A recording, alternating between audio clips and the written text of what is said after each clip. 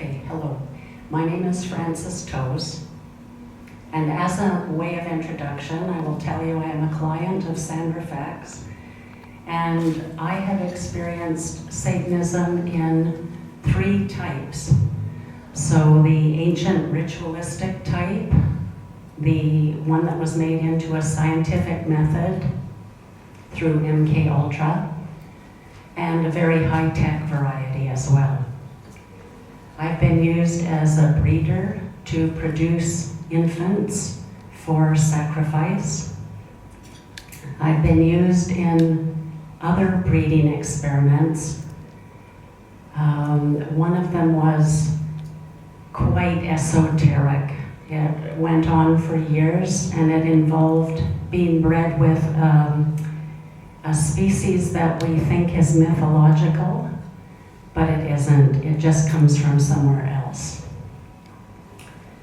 I just recently found out that I also have the equivalent of a PhD in some aspect of technology, and that I was a trainer, but I do not yet know what that technology is.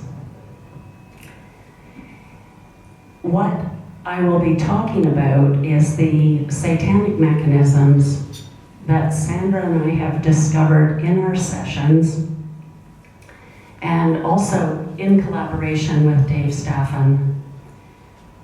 This is actually a really hopeful story. It is an amazing journey to start to dig yourself out from under things you never knew were there. So there are many things that we want to share with you, so we'll begin. This is an overarching concept here. Please consider the apple. One of the most famous apples in Western culture is the apple in the story of Adam and Eve. It was the fruit of the tree of the knowledge of good and evil. And darkness deceived Adam and Eve to eat it, and they were expelled from the Garden of Eden. Now, have a look at this. The apple. Let's cut it in half. This way, we can more easily trace the energy lines of an apple. So for me, that means going up through the center, out, around, back, like this. Now, if we put the figure of a little human being in the middle of the apple, this begins to look a lot like something else. It begins to look like the toroidal energy field of a human being who is in a chakra body energy system. So what we found was that the apple is actually a metaphor for the artificial intelligence virus that we were deceived into consuming, that downgraded us from our original divine essence, a light body, into a chakra body energy system. The significance of this is that this chakra body energy system can be exploited in every single way. Every part, every system of parts, every part and system in multiple ways. So that darkness can use us for energy to take parts out of this, and they can leave parts to sabotage us in that system. And this is what we're going to be looking at. Dave just talked about mind control programs, and he mentioned that severe pain, drugs, or terror is used to dissociate the subject. Their consciousness leaves, and then instructions are whispered into the left ear, which goes right into the subconscious.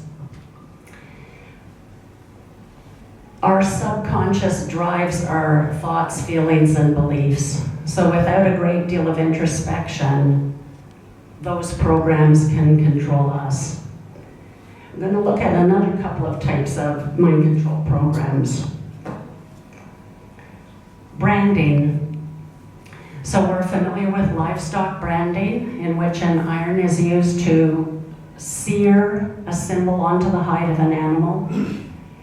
In satanic rituals, they can brand your energy field with satanic symbols and put mind control programs in at the same time, because just like being burned with a branding iron, the pain of esoteric branding is extreme.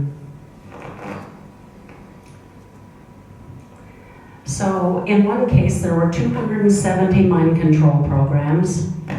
We found that there were symbols associated with them because we could not sway them out, the method that Sandra talked about.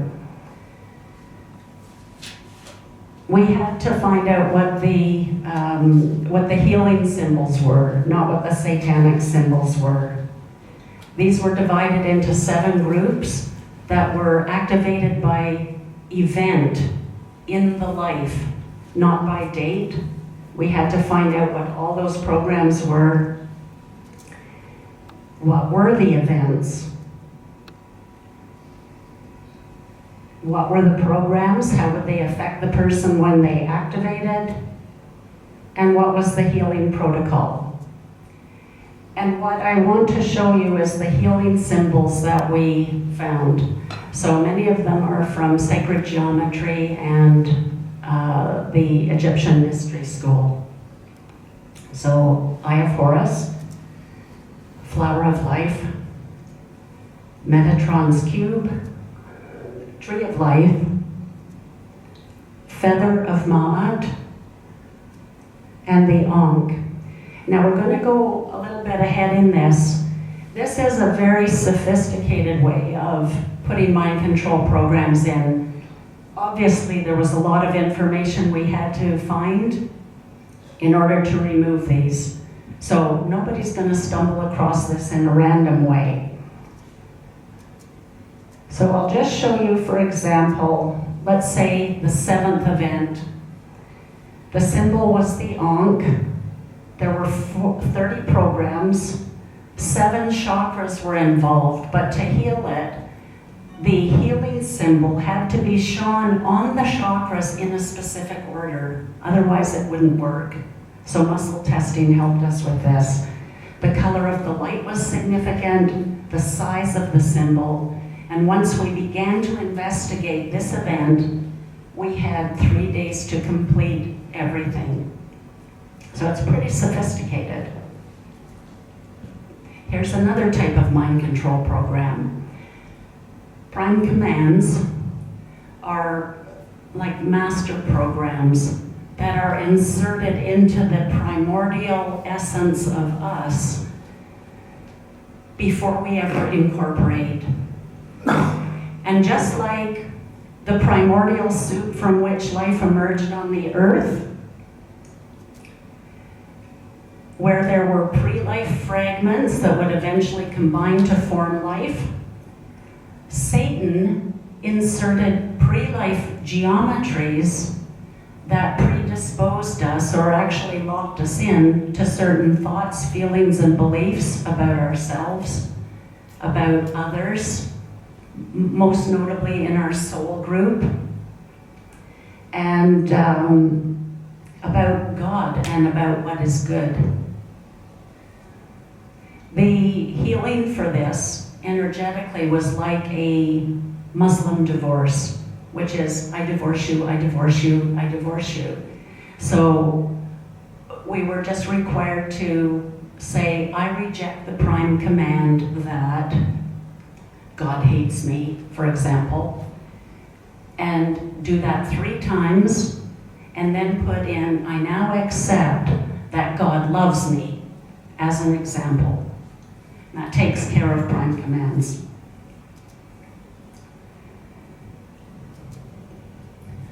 I'd like to tell you about ladinum. Many of the memories that we encountered included a metal that had a silvery color, but it had a devastating effect. And every time I would say, that's called ladinum, it would just come to me. Sandra would muscle test no. So when this happened over and over, we made a proposal because two good sources really don't disagree. We're just missing a piece of information. So we proposed that because the metal itself was so devastating and damaging, that ladinum was actually a code name created by friendly forces so that they could refer to that substance without injury. And that muscle tested correctly. So one day in session, the field of consciousness would not let us leave the subject of ladinum. We were required to research its composition and to learn its frequency. So we found out that there were 4 metals. Probably like us, you would think, what's the most toxic metal? Mercury. And yes, mercury was one of the elements. We next chose lead, but surprisingly it didn't make the team. And it was silver. Silver has a particular quality of perfect reflectivity. I'm not sure exactly how this works, but it is related to its function in ladinum. We named all the other metals we knew, and were forced to go to the periodic table of the elements, where muscle testing showed that it was element 105, dubnium, and element 109, meitnerium, that completed the set of 4. Now, dubnium and meitnerium are man-made radioactive elements that are formed under extreme experimental conditions.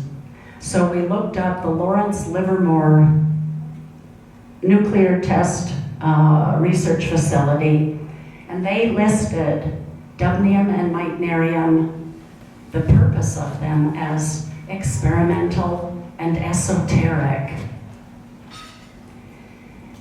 It also said that they were superconductors. We found that superconductors open portals. The frequency of ladinum is the loosing of all hell.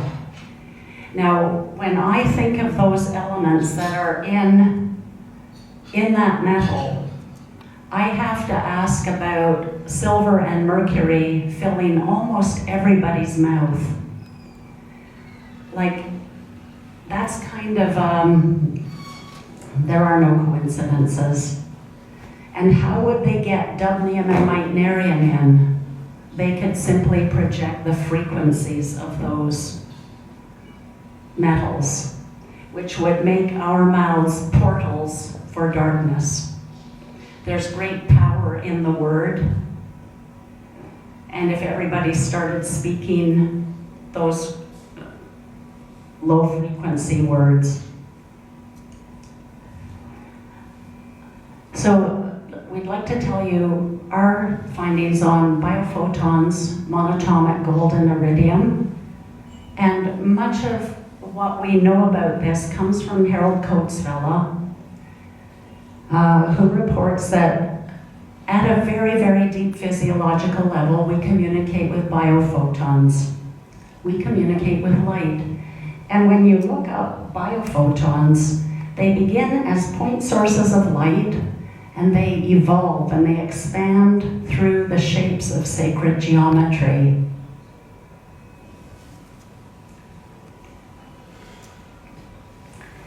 So biophotons,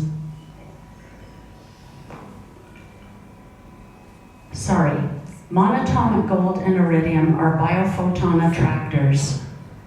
In other words, they enhance and facilitate communication with light. Where are they found? They're found within the spiral of the DNA molecule. A big communicator. Now, what we found in our research is that darkness can remove our monatomic gold and iridium from us. What would be the consequences of that? We would literally be dimmed, darkened, since everything happens physiologically because of communication with light. They take that away from us and we would be dimmed. Everything would be slowed down. All our processes. It would be very hard to keep going. But I would like you to consider two more facts. Monatomic gold and iridium are considered to be in the M state, which can be described as existing in a higher dimension. Dr. J.J. Hertog, who wrote The Keys of Enoch, says that the nucleotide pairs, adenine, guanine, cytosine, and thymine, are actually God codes within us. So, when they take away something that's existing in another dimension, communicating with God codes, you can see that it would shut down our ability to communicate with the divine. For us, this happened at a huge electromagnetic event at a certain place on the earth, and the healing will be to return to that place on the earth and do ceremony, but we don't have the details of that yet. Okay, little difficult words here. Why do Satanists prefer sodomy? Could it be that there is more than just the pain that is inflicted by sodomy to dissociate a subject? Well, it turns out there is. So when a person is sodomized, the sodomizing object impinges on a bundle of nerves inside at the base of the spine. That causes light to appear in the brain. Another researcher, F.A. Pop, found that light in the brain, such as that, induces DNA to act like an excimer laser. So an excimer laser is a really high UV output instrument capable of doing ultrafine microsurgery. So the LASIK eye surgery is done by an excimer laser because it can take tissue apart one molecular layer at a time, very precise. So this is an example of ultrafine microsurgery done with an excimer laser on a shaft of hair. So let's think for a moment. If Satanists are performing sodomy to create light in the brain, to induce the DNA to act like an excimer laser to do ultrafine microsurgery, what microsurgery are they doing? They're isolating the pineal gland. You can see that the nerves from the base of the spine come up and end at the pineal gland. So surgically, they are severing the pineal gland. Plato said in the Republic, the soul through these disciplines has an organ purified and enlightened, an organ better worth saving, the pineal gland, than 10,000 corporeal eyes, since truth becomes visible through this alone. So that's a pretty major thing they're doing with sodomy. In terms of DNA, they can also give a person the DNA of any animal. In my case, it was to facilitate those very esoteric breeding experiments. Before I was given that DNA, those experiments were not successful. But after they did that, they were successful. They can also add the DNA of a negative trait, or they can add the DNA of a dark entity. The healing for the dog DNA was to get archetype of dog to roam around the body in the presence of Christ and collect all that DNA. And that was so neat because it formed a dog and it went off with the archetype of dog and played. It was beautiful. Okay, carrying bitumen, the good black goo, is what was the healing remedy for the DNA of self-doubt. And a sulfur mineral bath was what was helpful for the DNA of a dark entity. So with intention, you can bathe in the frequency of a sulfur bath and ask sulfur to do its job. And interestingly, vampires can be warded off with garlic. That vegetable is full of sulfur. Yeah. Okay. When somebody does a very dark action, there is a great deal of karma, negative karma incurred. And we found that the Satanists can actually give their subjects their karma. They can transfer their karma from doing dark things onto the subject, so the subject carries the karma. And in our research, that was called a burden. The healing for this was prayer. And I would like to point out something from the Aramaic Bible. I think it's the most original, untouched version. And in Matthew 11 it says, "Come unto me, all of you who labor and are forced to bear burdens, and I shall give you rest. For my yoke is pleasant and my burden is light." Here's another thing they can do. They can drown their subjects in frequency. So this happens particularly if it's a frequency that can assist a person. Like it might be the frequency of a person who can help you, but they just bombard you with that frequency until you are literally drowning and screaming in it, and you can't stand that frequency anymore, which pretty well ensures you're not going to get help from that person.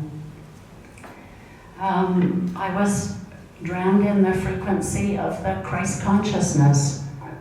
So that resulted in some erroneous conclusions that I had about the Christ consciousness, which simply needed to be identified and the opposite identified and then swayed out, and that corrected it energetically. The catalyst of darkness. This is an etheric object that is placed on the base of the tailbone. It is volcanic-like, except instead of being hot, it is extremely cold, and it's grinding on itself. It is orbited at high speed by tiny little satellites. Just like a forge, it's planted on the base of the tailbone. Just like in a forge, steel is tempered by hammering it to make it stronger. The catalyst of darkness hammers things, but in the wrong way. It hammers them into weakness. On the base of the spine, it prevents the Kundalini energy, the sacred energy, from rising up the spine. And if you have a look at where the parasympathetic nervous system exists on the spine, that is the nervous system on which spirituality depends. It only goes into the base of the spine and the base of the skull. So that device is, once again, preventing our ability to be spiritual.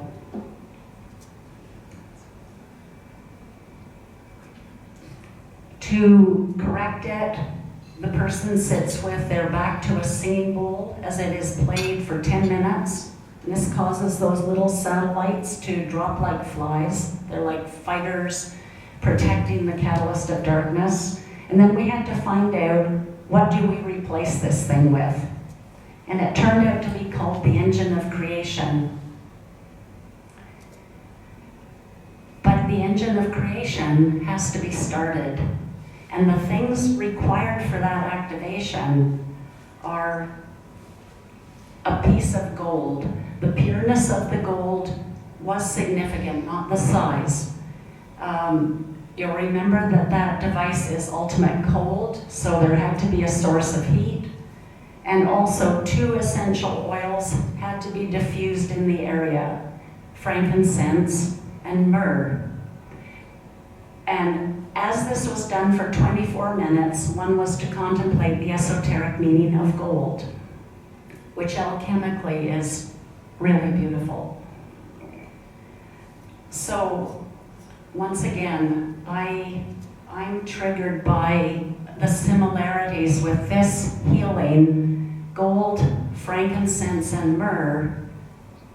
What were the wise men really doing for Jesus in the manger?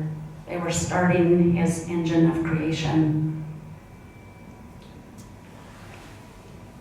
Copper and the nervous system.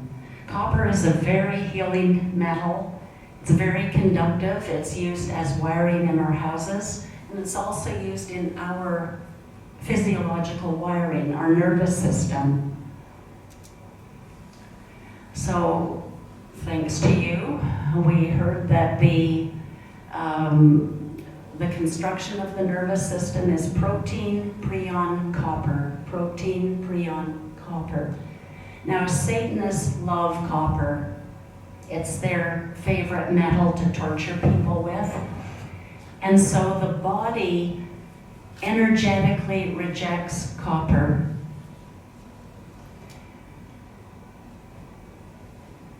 Then we get things like genetically modified organisms. That genetically modified implies Roundup Ready. Roundup contains glyphosate. Glyphosate chelates out our major minerals: magnesium, copper, iron, selenium, zinc. Okay, so our copper is gone from our nervous system, and chemtrails provide the alternative metals, barium, strontium, aluminum, and so on, that fill in the spaces in the nervous system in order to make us the perfect antenna to receive their signals.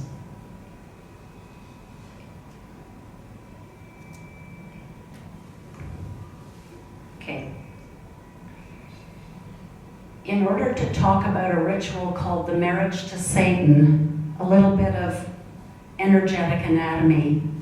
On this left-hand drawing, there's a channel that runs from the 7th chakra down to the 1st chakra. It's called the inner flute. And it connects to planes of spin and then to the chakras. The inner flute's job is to conduct the divine masculine from above down through the top 3 chakras, where it powers them in a meaningful way. From below, it accepts the divine feminine energy coming from below, channels that in a meaningful way to power the 3 lower chakras.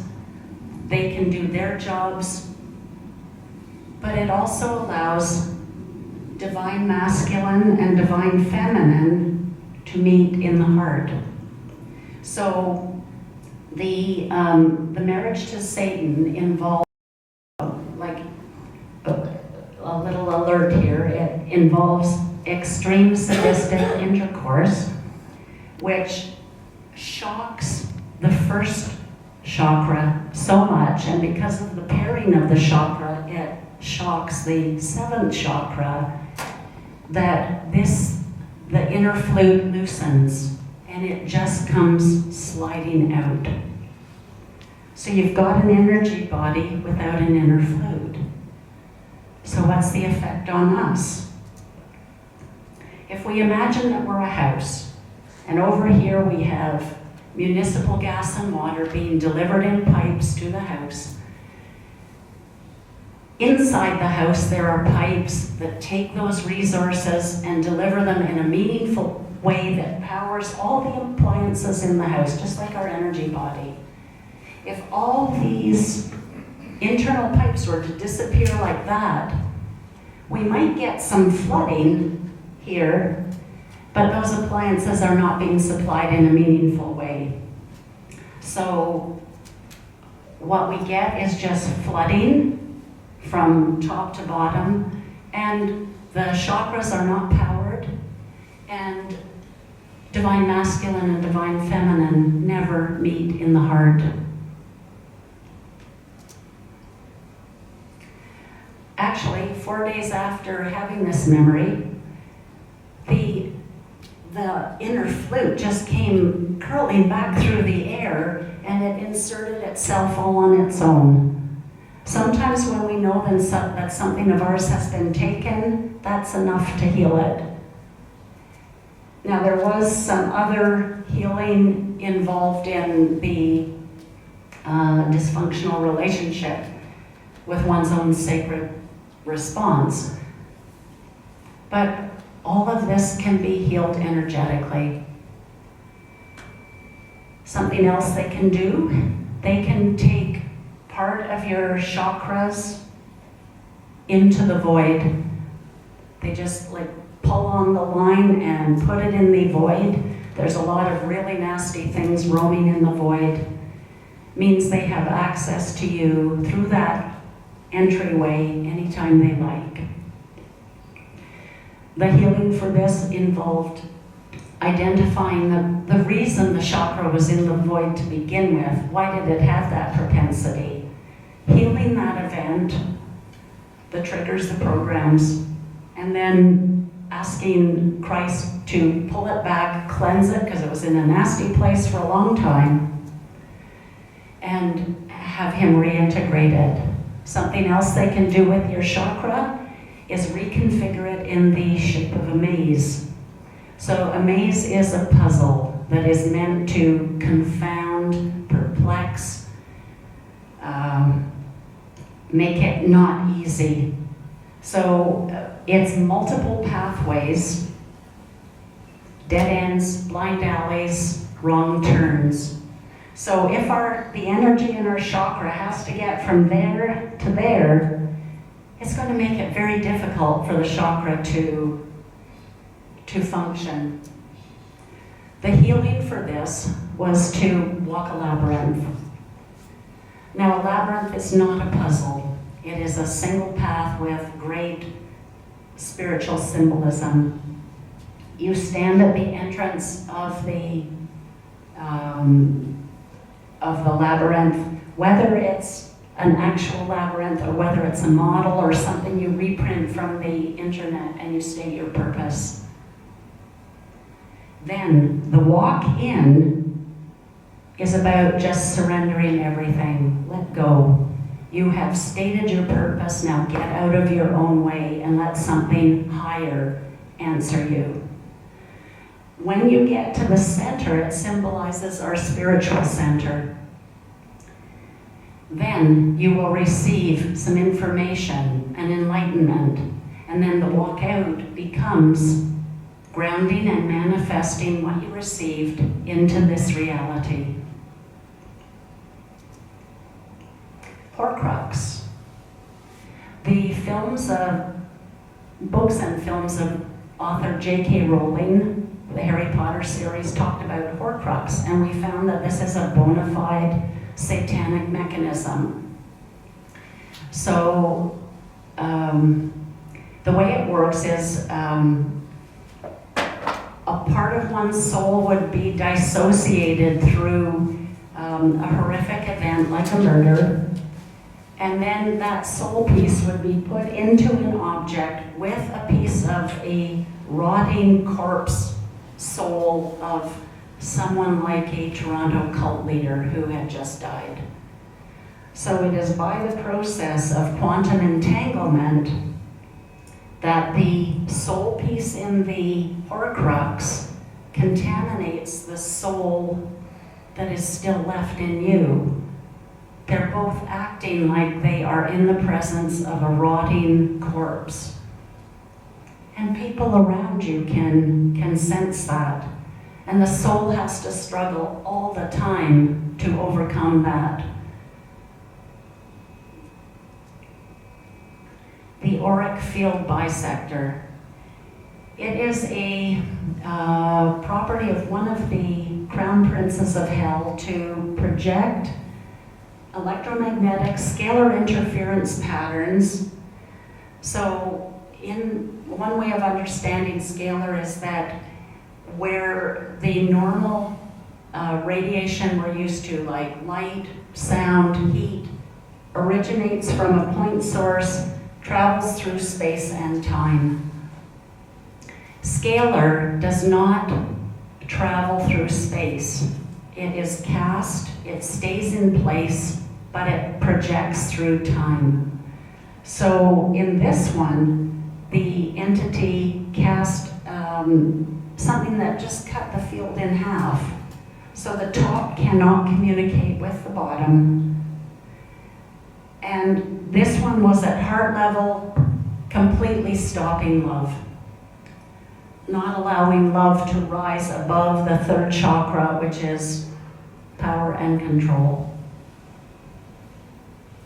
The healing for this was making a poultice of wild rose. Rose is about love. So just collected leaves, flowers, some thorns, some soft stems, put it in a blender and put it on for 15 minutes, and that took care of that. How are we doing for time? That's one of my suggestions would be that we answer questions. Okay. All right. This one is a little complex, so we're going to go to the next one, the rebirth in Satan. This is where, pardon me, it's a bit of an alert, where the person is put inside the body of an animal, cow or a goat, that is being tortured to death and dying. So that, imagine what happens. The auric field of the subject is completely contained within the auric field of an animal that is being tortured and dying. So when that auric field of the animal dies, your auric, the electromagnetic layer in your auric field dies in sympathy. And this creates an electromagnetically insular bubble. So let's say the subject wants to send out a message of love or connection. It hits the bubble, bounces back. If somebody on the outside wants to send a message in of love, hits the bubble and bounces back, and there's never any real true communication. Because this was electromagnetic, it was healed by magnets in a certain process. And this was the process, the magnets at the cardinal points. I'd like to do one final one with you, and that is screw-ups. One day, Dave and I were working together, and Dave said, "Friend, could you just look in the psychic space? I've got pain here in my elbow." And so I looked, and there was this spiral coming into his elbow and just screwing right in. It looked like a Fibonacci spiral. And from that, you know that if you want something to stay in place, you use a screw and not a nail. So this thing was screwed right into the elbow. And this is the way we were given to understand this. So here are the souls, we'll just imagine souls going on the assembly line into incarnation. There's Satan standing there with a clipboard, and he sees the soul's purpose. And he says, oh, so you think that's what you're going to do? Well, I'm going to add some factory upgrades. And so he can add really one or more spiral pathways from darkness. Because they are screwed into the soul, they go with you from lifetime to lifetime. We had noticed that, yeah, a person gets injured in the same place in the body lifetime after lifetime. And that's because each part of our body has a symbolism for the accomplishment of our soul purpose. So, for example, shoulders. Atlas bore the weight of the world on his shoulders, and shoulders are about bearing our soul purpose with joy.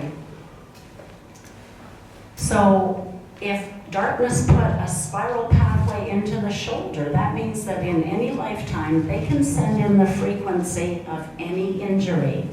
So, in a medieval lifetime, it might be a lance through the shoulder. In a lifetime in the American West, an arrow through the shoulder. In another lifetime, amputation at the shoulder, all of which impedes us lifetime after lifetime from accomplishing our soul's purpose. The healing of this was using a nano health wand, which is a special fusion of crystals, magnets, and minerals.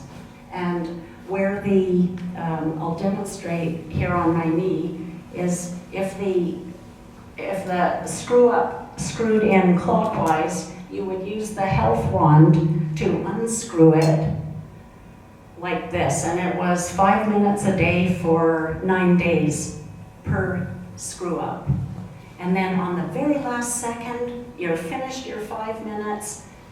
On the last day, you ask for a spiral pathway from heaven, and you just screw it in once, clockwise. We also found that just like the Germans protected their communications with codes, many satanic programs are protected by Enigma codes that resurrect the program. And the date of those resurrections is January 1st, period of 1 year. Gives a new possible meaning for why we do New Year's resolutions. And in closing, I'd like to say that we've got this energy field that we were downgraded into. So one thing we can do through energetic healing is to pull back the pieces they've taken away from us, like complete this field. Throw out all of the darkness and mechanisms they've left in us by energetic healing. But we're not the only entity that has a toroidal energy field. The Earth also has a toroidal energy field. And we have heard that the world belongs to Satan, and it does. But by energetic healing, we can take it back. And when you complete your chakra body energy system, then you can transcend it like a hot air balloon. Just throw out all the dark ballast, rise in your level of consciousness until you can make your life a little bit better, or you can make it a lot better, or you can choose to go all the way and find out who you really are.